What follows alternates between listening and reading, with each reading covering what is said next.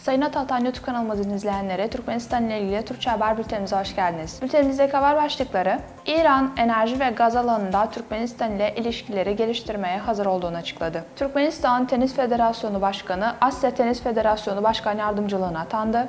Son haberimiz, Türksoy'dan UNESCO'da muhteşem kutlama.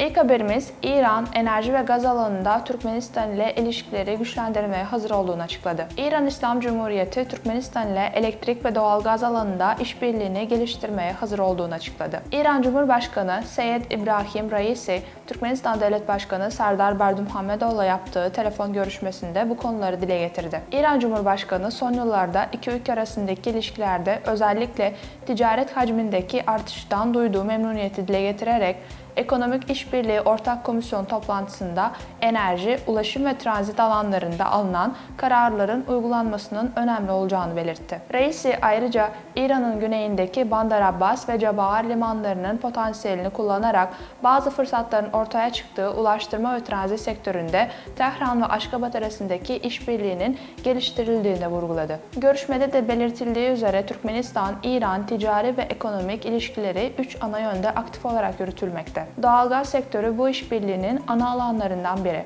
Burada Türkmen doğalgazının İran'a ve oradan da swap sistemiyle 3. ülkelere ulaştırılması konusu da önemli. Türkmen-İran ortaklığının öncelikleri arasında elektrik enerji sektörü de belirtildi. Sıradaki haberimiz, Türkmenistan Tenis Federasyonu Başkanı, Asya Tenis Federasyonu Başkan Yardımcılığına atandı. Türkmenistan Tenis Federasyonu Başkanı Ezgi Dövletov, 2027 yılına kadar Asya Tenis Federasyonu'nun Başkan Yardımcılığına atandı. Asya Tenis Federasyonu Kongresi, Tayland'ın başkenti Bangkok'ta yapıldı.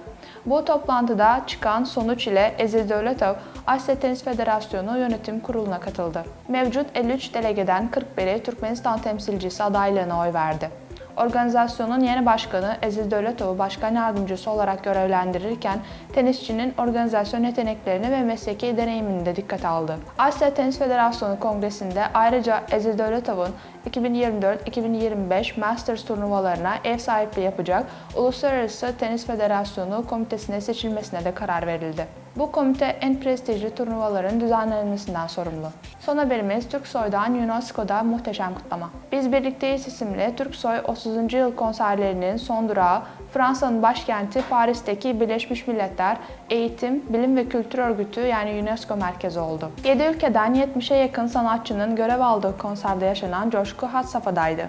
Konseri yaklaşık 1500'e yakın ziyaretçi izledi. Türksoy koordinasyonluğunda UNESCO nezdindeki Azerbaycan, Kazakistan, Kırgızistan, Özbekistan, Türkiye ve Türkmenistan daimi temsilcilikleri ev sahipliğinde Paris'te UNESCO'da düzenlenen Biz Birlikteyiz isimli gala konseri Fransız sanatseverlerin yanı sıra Fransa'da yaşayan Türk diasporunu da bir araya getirdi. Türksoy'un 30. yıl vesilesiyle Paris'te düzenlenen Biz Birlikteyiz konseri 2023 yılı içerisinde Türksoy üyesi ülkelerden Azerbaycan, Kazakistan, Kırgızistan, Özbekistan, Türkmenistan ve Türkiye'nin çeşitli şehirlerinde düzenlenmişti. Sayın Atatan YouTube kanalımızın izleyenleri, Türkmenistan ile ilgili Türkçe haberlerimizi atatantürkmenistan.com haber sitemizden takip edebilirsiniz.